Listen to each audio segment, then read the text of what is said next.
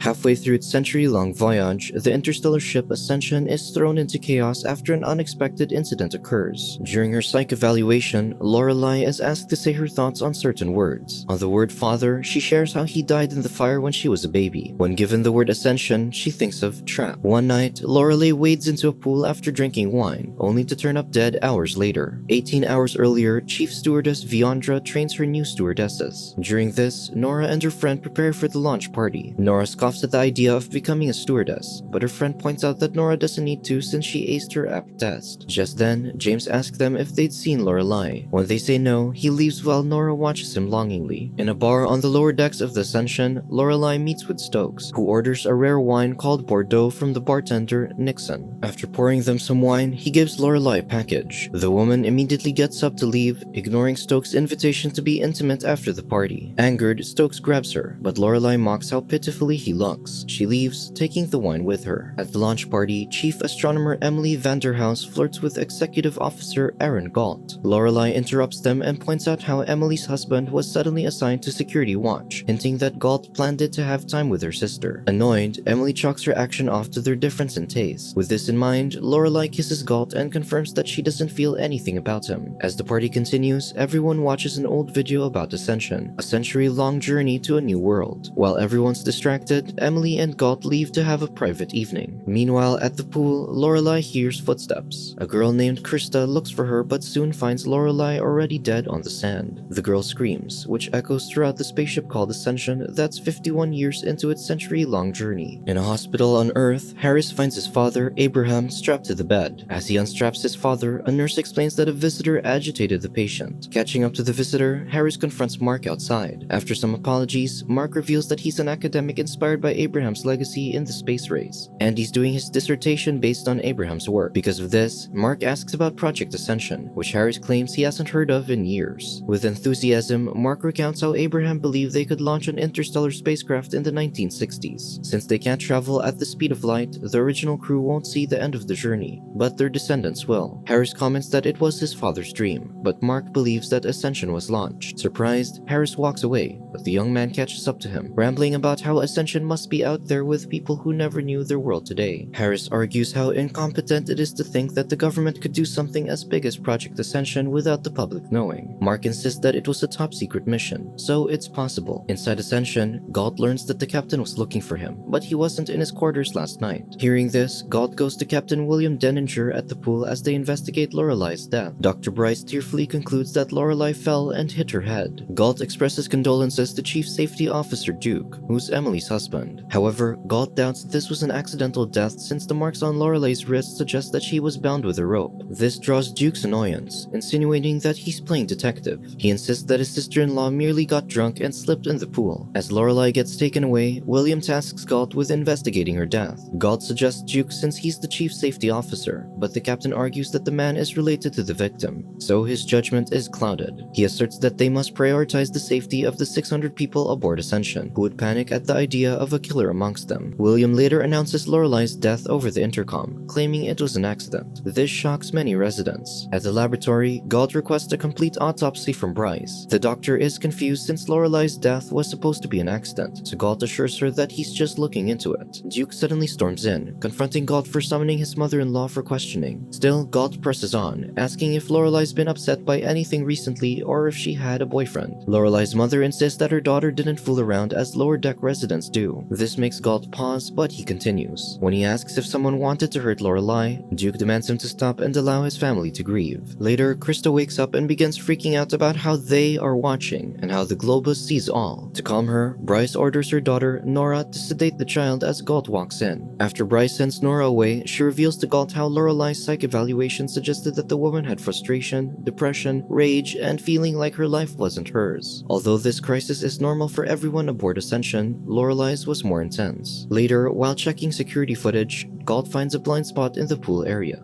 and no one is shown entering or exiting. He wonders how Lorelai got in without being seen by the cameras. Emily visits Galt, and in private, he warns that it's risky to meet like this. Sensing her grief, he hugs her and expresses condolences. That's when Emily reveals that Lorelai was dating James, but their mother didn't want to admit this because he's from the lower decks. Lorelai was with James during the party. Emily asked her to stop seeing him, but her sister threatened to expose their secret relationship. Later, James confronts Stokes, accusing him of telling the safety office about his relationship with Lorelai since they were looking for him earlier. However, Stokes merely kicks him out. Meanwhile, Bryce reports to William that even though Lorelai was drunk, she wasn't too intoxicated. She also slept with someone hours before her death and had fibers in her teeth that implied that Lorelai was gagged. Most surprisingly, a bullet was found inside the roof of Lorelai's mouth. As Bryce leaves, Viandra, William's wife, walks in. When her husband shows her the bullet, they wonder how a gun got into Ascension. William relays this to Galt the next day, and they deduce that the gun was only used now that they're past the point where they can't return to Earth because of limited resources. The captain considers ordering a search, but Galt warns him that it caused panic and tip off the killer. Instead, he insists on finding the murderer himself.